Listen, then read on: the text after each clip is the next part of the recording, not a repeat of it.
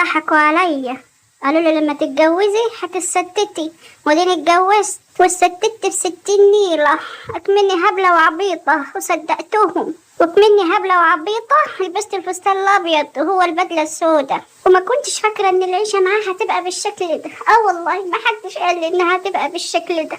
وديني بقالي شهر متجوزة، مش هحتفة بين شغل المواعين وشغل البيت. كبرت 90 سنة، عندي 25 وماشية في 110. كنت فرحانة بلبس الفستان الابيض، ما كنتش فاكرة ان هو يومه هيعدي. تيجي تشوف اللي عاوزة تتجوز.